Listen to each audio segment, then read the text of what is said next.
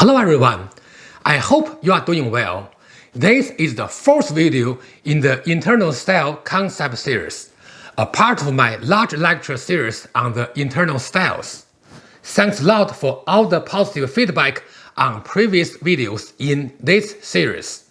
I have realized that this is a very effective method to explain key principles of the internal styles.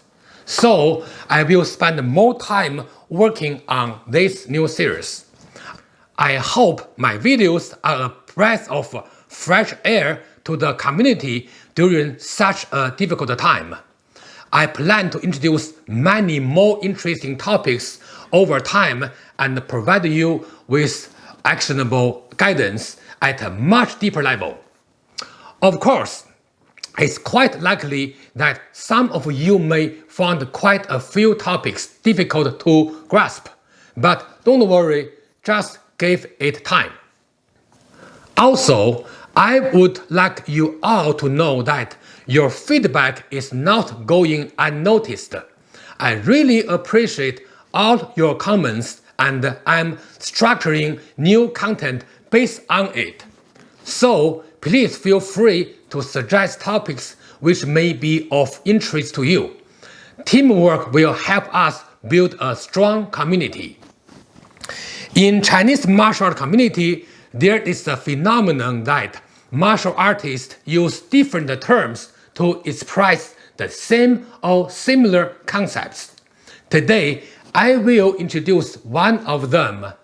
Also, it is a key concept in many other martial arts as well. It is Shu Zhan. So, topics covered in today's video include: first, universe, polarization and neutralization, or Tian, and Zhong. Second, application of these theories in martial arts. Third, Shu Zhan Concept. Fourth, key principle in action. Fifth, demonstration. And sixth topics, takeaways. I will need to introduce a few new terms for you in today's video. Some people may feel that it is not that necessary to introduce new terms and theories in martial art training. To be honest, I totally disagree with this approach. It is impossible to fully enjoy and appreciate the richness of the internal styles without understanding key concepts. The internal style did not develop in a vacuum. Many cultural and historical elements were involved in their evolution.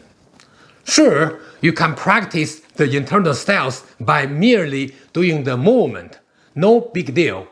But to fully understand them, you need to also understand the theoretical, cultural, and historical aspects that made them what they are today. If you haven't already, I'm sure you will realize the benefits of the information.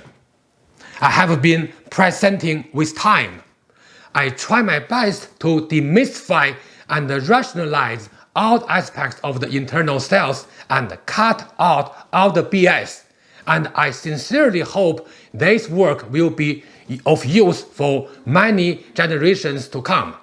Alright, so let's get started. Topic 1.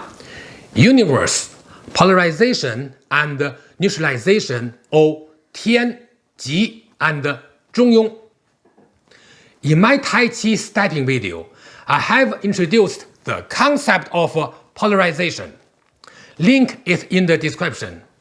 Simply speaking, polarization is a concept from ancient Chinese cosmology saying that the world consists of two opposing entities, unified together as one in existence. Different forces dynamically work together to maintain a balanced state. Let me remind you that ancient Chinese philosophy was more about the relationship between humanity and the universe. The ancient philosophers always tried to apply universal concepts to personal development.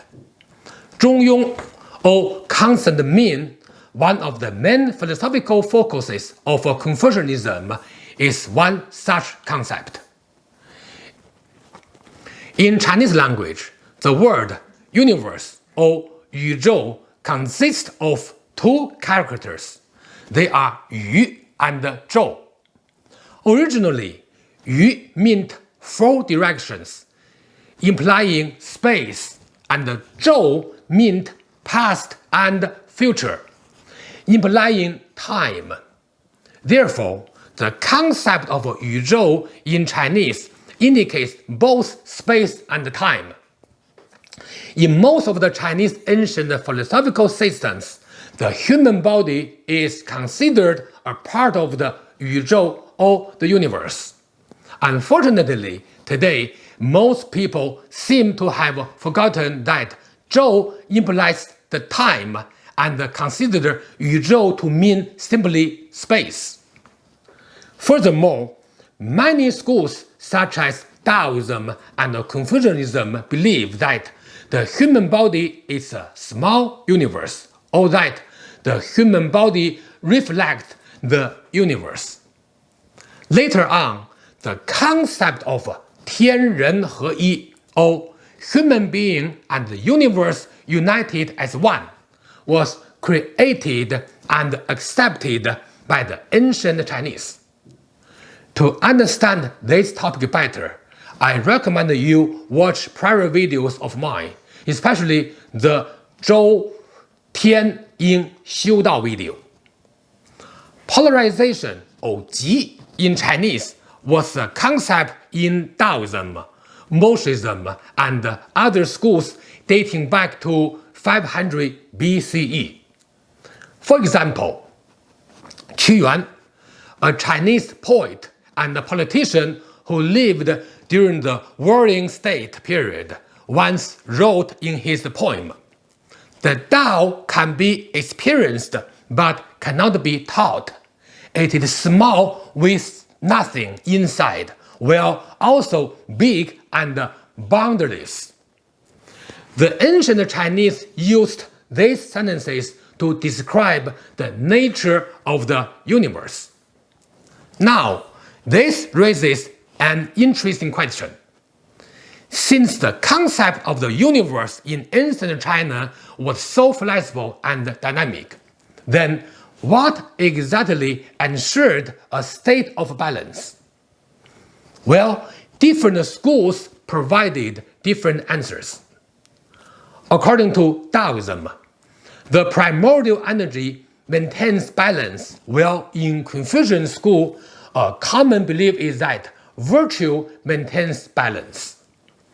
These statements indicate that the ancient Chinese considered human beings and the universe to be theoretically integrated closely. During the Qin dynasty, 221 to 206 BCE, Dong Zhongshu, a prominent politician, suggested to Qin Shi Huang, the first emperor of China, to make Confucianism the dominating system in order to strengthen the centralized control of the government.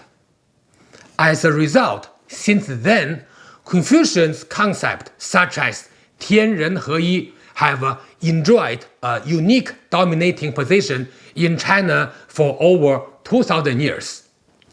As a result, Confucian cosmology, ethics, and other elements of his system have maintained a dominant influence in China for over 2,000 years. Of course, it has had an impact on Chinese martial art practice as well, which brings us to the next topic. Topic 2. Application of these theories in martial art. In the first topics, I have briefly introduced the concept of a universe, polarization, and neutralization according to the ancient belief system. Also, I said that the martial art community had applied this concept in practice as well. Since the term 天人合一 or universe and human are united as one has dominated the Chinese thought for over 2,000 years, martial artists have also applied this concept in guiding their practice. Many martial arts concepts have been created and applied based on the relationships among different entities, including the universe, polarization, Zhong, and other theories, for hundreds of years. Now, I would like to list some of them. First, the body is like a universe, and it should maintain a stable state. Therefore, maintaining a balanced body structure is important in practice. Second, different forces in the universe balance each other. Any extreme force would be balanced by its counterpart, such as the universe maintains a balanced state. In martial art practice, any movement should be balanced by its counterpart in a self-defense situation. I will show you what I mean in the demonstration section. Third, Zhong is not only a term used in managing one's behavior, but reflects the state of the universe. In martial practice, Zhong state is achieved by maintaining a dynamic balance created between different forces. This list can go on for a while. In the interest of time, let's stop here. Please keep in mind that in order to keep the universe or our body stable, we have to balance the relation between polarization and neutralization, or Zhong in Chinese. Topic 3. Shu Zhan Concept. Shu Zhan is an important concept for the internal style. This term consists of two characters representing two body action. Shu means contract, and Zhan means extend. Together, the term Shu Zhan is used to describe the body movements in martial training. Originally, this term was from a martial art book, 拳经拳法备要, or Martial Classic and Martial Method Collection, compiled by Zhang Zhong. He was active around 250 years ago. The reason I'm using the word active is because there is no exact information about his date of birth and death. In this book, he mentioned that there are three important types of body method, one of which is Shen Suo. Shen Suo is just another name of Shu Zhan. Later on, this term was adopted by classic xingyi documents, and eventually it became a commonly used term in the internal style. By the way, as the term Shu Zhan was mentioned in a much earlier martial art document. The name of the document is Shaolin Quanpu Zazu, or the Shaolin Martial Document Collection.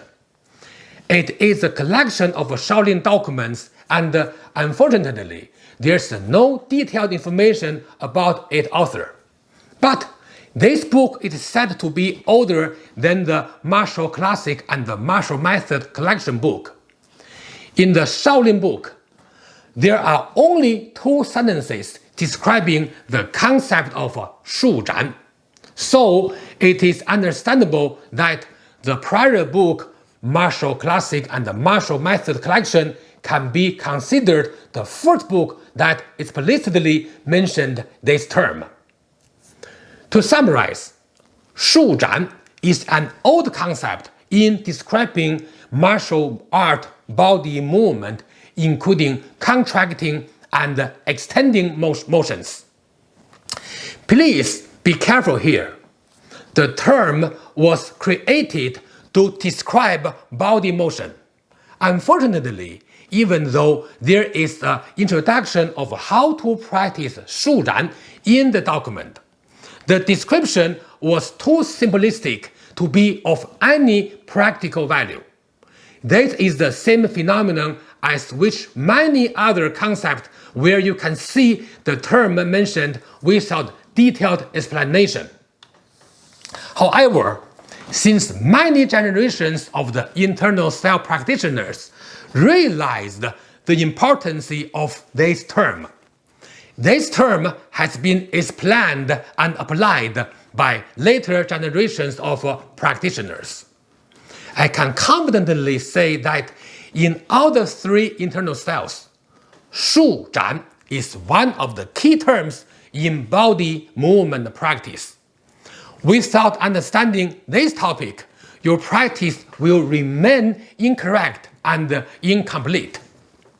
Again, if we consider the body to be the universe, then the Shu and the Zhan would be the two poles, and the Zhong would be the balanced body structure while executing Shu and Zhan.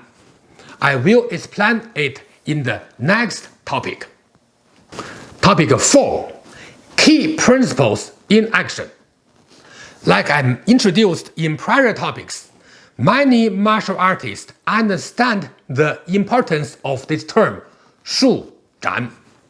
However, there is a lack of detailed explanation and detailed guiding principles for practice. Very often, most people just think simple contraction and extension of the body entirely sum up Shu Zhan. I believe that is far from enough. Therefore, I would like to introduce what I think are the most important principles of this term in martial art practice. Also, please keep in mind that this term is often expressed using different words among the three styles. For example, in taichi, it is commonly called kaihe, and in Bagua, it is called ningguo. Actually, technically, they are talking pretty much about the same concept with some minor differences.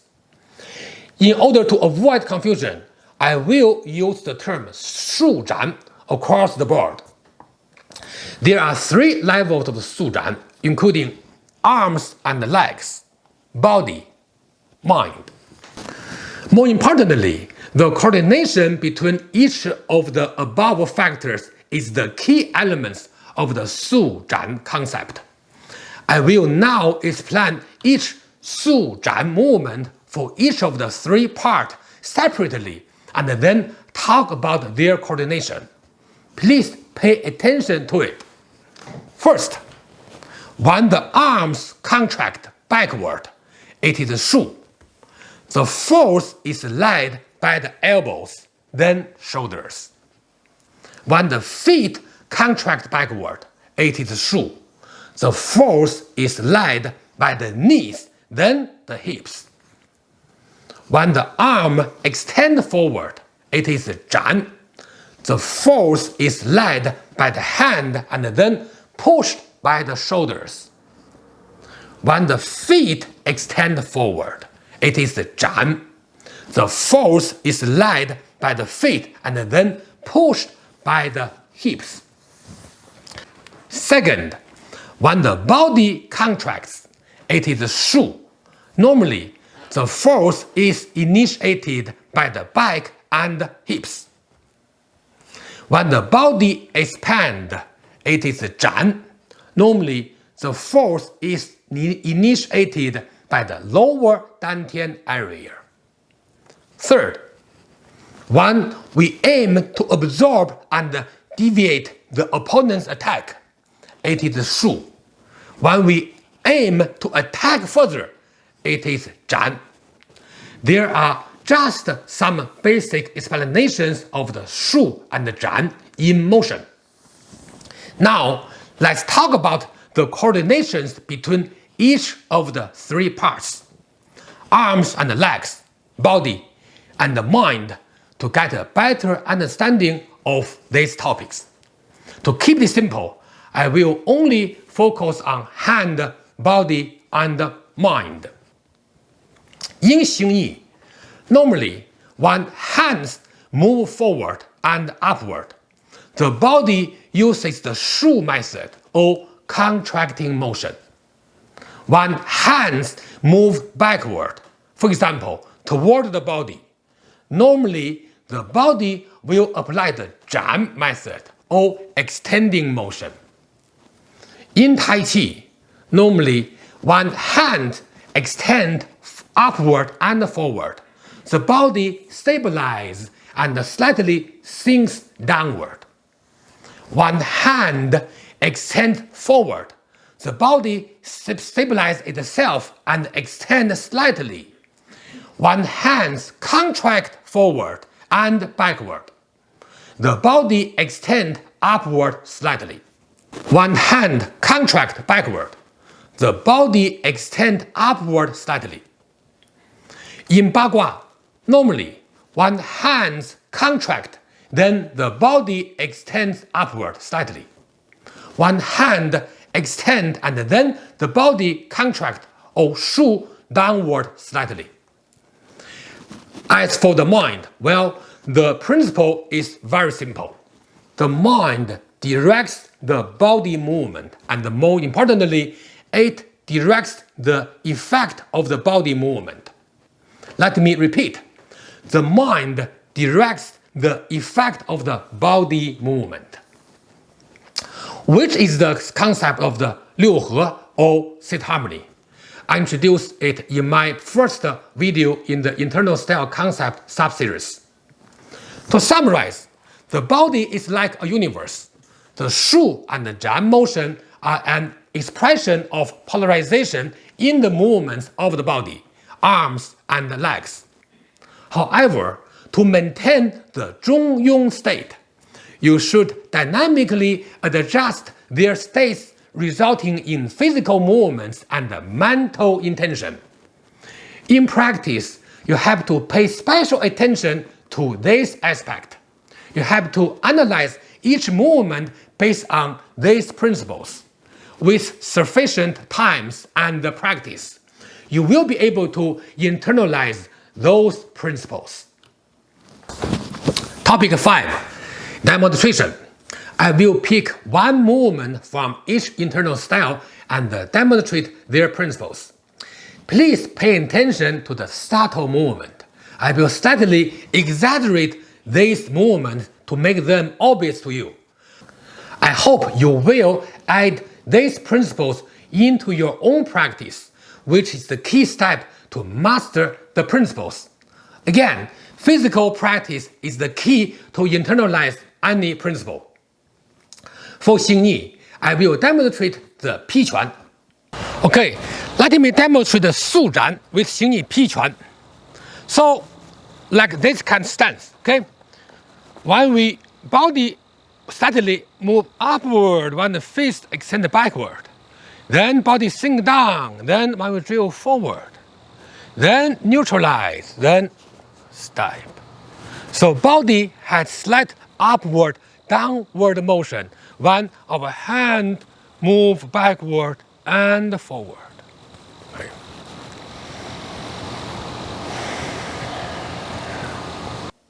For Bagua, I will demonstrate the single changing palm. Okay. For Bagua, let me use the single changing palm. So, palms move inward, body extend upward.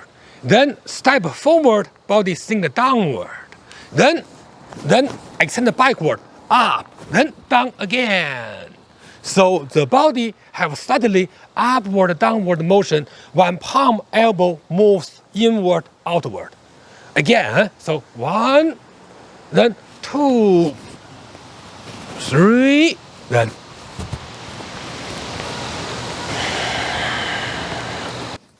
For taichi, I will demonstrate a slow motion of 六风四臂.